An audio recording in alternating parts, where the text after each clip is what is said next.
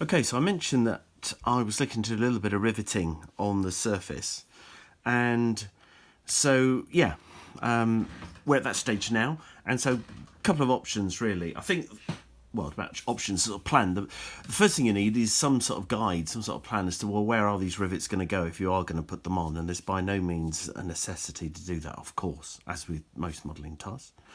But assuming you've decided to do that, then you need to try and get some sort of guide, some sort of plan. And to be honest, I just trawled the net, and eventually I came across actually some great videos by David Damick, and I'm sure you might well have seen David's work. It's absolutely astonishing, really good level of modelling skill, and he's got all sorts of YouTube videos and other bits and pieces on there.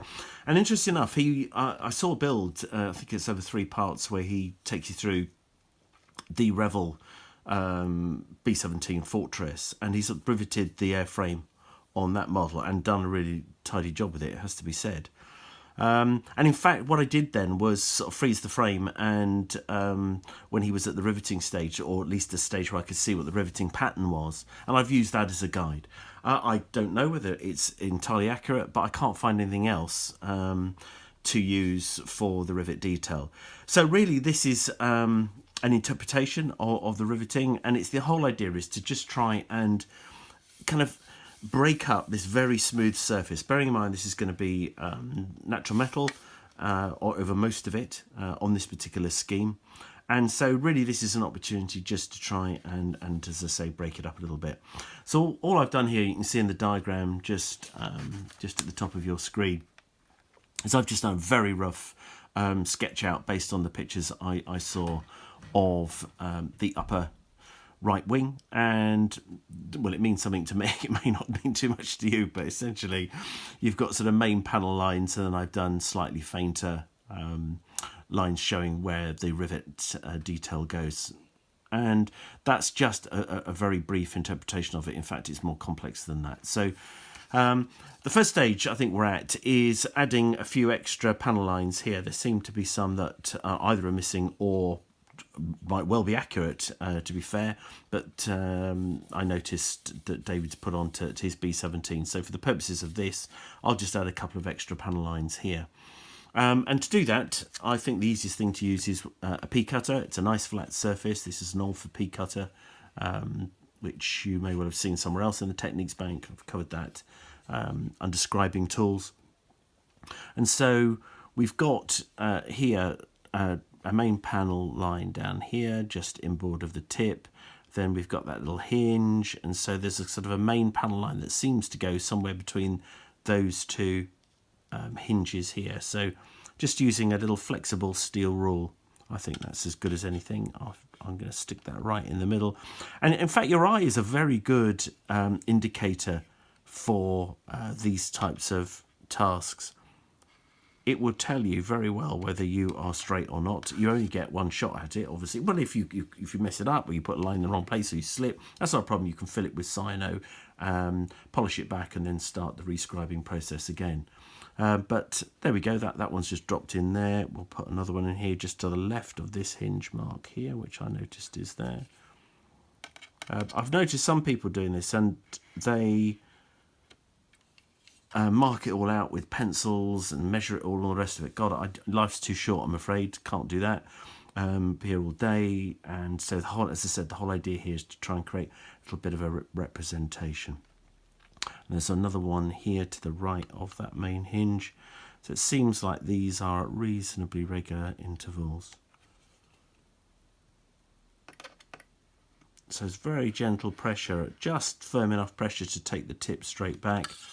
And you can see, well, you can see, hopefully you can see there, just in the light, these nice, neat panel lines that have gone in. And what I'm trying to do is just replicate the kind of pressure that has created similarly sized recessed panel lines here on the inner wing section here.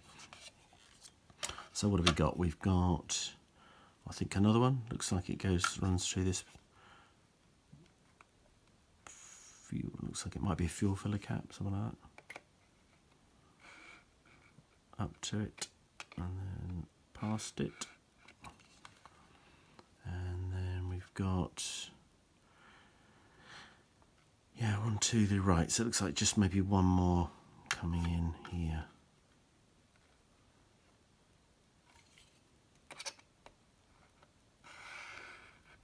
Okay. So in terms of recessing, so adding more recessed panel lines, that's sufficient for the purposes of this. I'm not going to add any more. And that's assuming that they're there on the real aircraft. I don't know. I haven't been able to find enough pictorial reference to do that. But let's just assume they are, and we'll go with that. So then we've got to think about adding these rivets. So for this, I mean, there's loads of different tools. Rowley Brinzan does a really good riveting tool. This one I've got here is Rosie the Riveter. From the Czech Republic, and if you just check that out on the net, or indeed have a look in SMN, you should find a link to Petra in the Czech Republic, where you can buy that direct. I think that's where I got mine from. And so similar sort of thing here, really.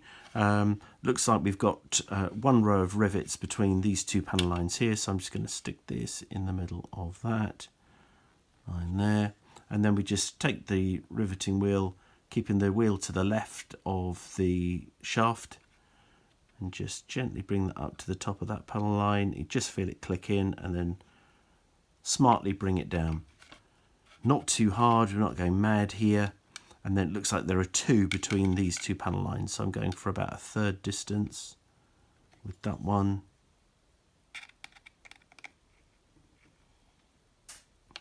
And then we've got another one here, again about a third distance again.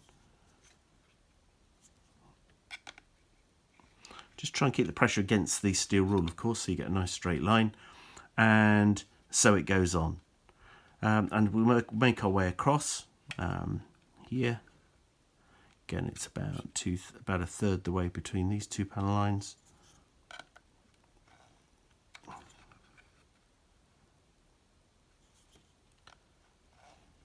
So you can see it is quite quick. It doesn't take forever, which is good. I don't like things taking forever. I find it's a real pain. Just a couple more in there. Okay. So we just sort of keep that going, really. Now, I don't know whether you might just be able to see that. It's very hard, of course, with the light plastic and the lighting, but nonetheless I can feel the rivets are on there. So once we've done all the riveting, we'll take the micro mesh or one of my polishing pads, and I'll just work the surface of that just to make sure we take down any unnecessary raised detail there.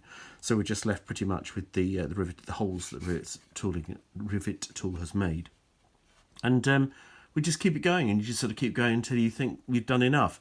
So I'll do some of these sort of longitudinal one, or vertical ones here, however you want to look at it, across the airframe here. Then there are a lot that seem to go in the other direction.